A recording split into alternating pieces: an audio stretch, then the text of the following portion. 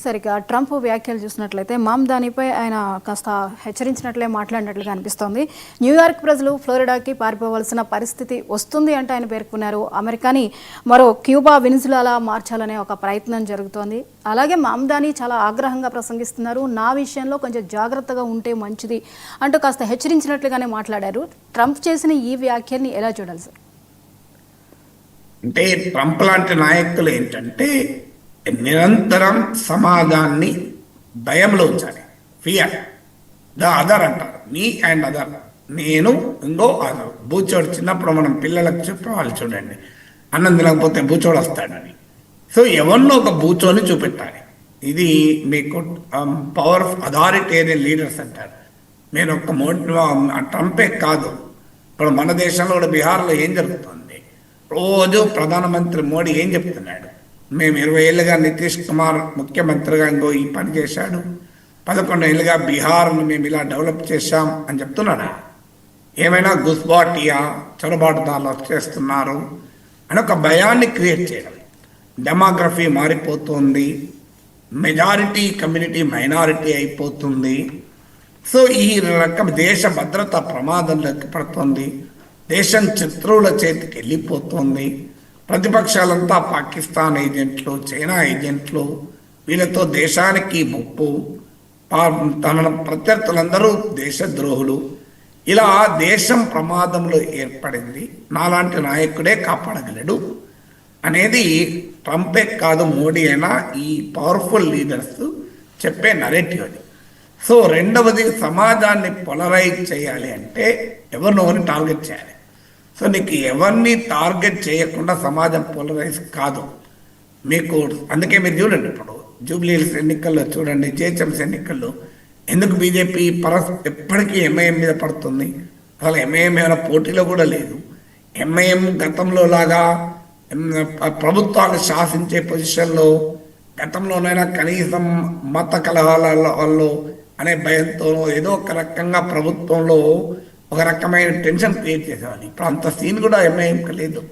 వాళ్ళు ఏదో వాళ్ళ రాజకీయ ఉనికి వాళ్ళ ప్రాంతంలో ఉండడం తప్ప వాళ్ళు పెద్ద సమాజాన్ని శాసించే స్థాయిలో ఎంఐఎం రాజకీయాలు లేవు. ఎవడ అధికారంలో ఉంటే వాళ్ళ చుట్టూ తిరుగుతూ వాళ్ళ సొంత పనులు చేసుకోవడం, కమ్యూనిటీ ఐడెంటిటీని రైజ్ చేస్తూ ఓట్లు తెచ్చుకోవడం, ఇది ఇప్పుడు ఎంఐఎం పని. కానీ అదే ఎంఐఎంఏ రాష్ట్రాన్ని పాలిస్తున్నట్లుగా బీజేపీ ఎందుకు చిత్రీకరిస్తుంది అంటే ఒక శత్రువును చూపెట్టినప్పుడే సమాజంలో పోలరైజేషన్ జరుగుతుంది. మీరు చూడండి, ఇంకా జూబ్లీహిల్స్ ఎన్నిక దగ్గరకు వచ్చేంత వరకు ఇది ఇంకా పెరుగుతుంది కూడా. సో అందువల్ల ఈ పోలరైజేషన్ ఎందుకు, ఓటు రావడానికి. సో అమెరికాలోనైనా భారత్లోనైనా రాజకీయ నాయకులు ఒకే రకంగా ఉంటారు. సో ప్రజలకు కన్స్ట్రక్టివ్ ఎజెండా, ప్రత్యర్థులు ఇస్తున్నటువంటి ఎజెండాకు కౌంటర్ ఎజెండా ప్రజెంట్ చేయలేనప్పుడు ఏం చేస్తారంటే భయోత్పాతాన్ని సృష్టించడం, ఫియర్ క్రియేట్ చేయడము, పోలరైజ్ చేయడము, ఒక ఎనిమీని విత్ ఇన్ ద కంట్రీ సృష్టించడము. ఇప్పుడు ఇమ్మిగ్రెంట్లు ఒక పెద్ద శత్రువు. అమెరికా అన్యాయం అయిపోతుంది, వైట్ పాపులేషనే మెజారిటీ కోల్పోతున్నారు, అసలు అమెరికా స్వభావమే మారిపోతుంది అని ట్రంప్ చెప్తున్నాడు. సో ఇలా భయాన్ని క్రియేట్ చేయడం అనేది ఇప్పుడు అమెరికా క్యూబా అవుతుందా? ఎవరన్నా కామన్ సెన్స్ ఉన్నవాడైనా చెప్తారా? అమెరికా వెనుజులా కాగలదా? క్యూబాకు వెనుజులాకు అమెరికాకు అసలు పోలికుందా? ప్రపంచాన్ని శాసించే అమెరికా క్యూబా లాంటి చిన్న దేశం, వెనుజులా లాంటి ఒక బలహీనమైన దేశం భయపడుతుందా? ఎందుకు క్యూబా వెనుజులాలను చెప్పి అమెరికాలో ఒక భయాన్ని క్రియేట్ చేయాలి? చూడు, జోరాన్ మమ్దాని కమ్యూనిస్ట్ అంటున్నాడు. సో ఆయన కమ్యూనిస్ట్ అని చెప్పి అమెరికాలో కార్పొరేట్ అమెరికాలో భయాన్ని క్రియేట్ చేయడం, ప్రజల్లో ఉండే అమెరికా లాంటి దేశంలో ఉండే యాంటీ కమ్యూనిస్ట్ సెంటిమెంట్ వాడుకోవడం, ఇదొక లక్షణం. అలా జవహర్లాల్ మమ్దాని ముస్లిం గనక ఇస్లామోఫోబియాను రెచ్చగొట్టడం. ఇప్పుడు ఇదే కాదు కదా, 9/11 మళ్ళీ వస్తుంది అని ఒసామా బిన్ లాడెన్తో పరోక్షంగా జవహర్లాల్ మమ్దాని పోలిస్తే అసలు అమెరికా సమాజం పెట్టిపోతుంది. మీరు విమర్శించవచ్చు, జవహర్లాల్ మమ్దాని ఆర్థిక విధానాలు సరైనవి కావు, ఆయన ఫారిన్ పాలసీ అమెరికాకు నష్టం. You can have your own argument.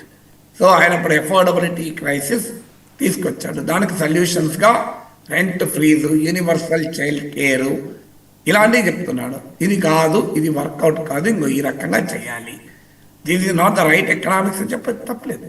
జోరన్ Mamdani political and economic ఎజెండాను కౌంటర్ చేయడంలో తప్పలేదు. That is an healthy debate.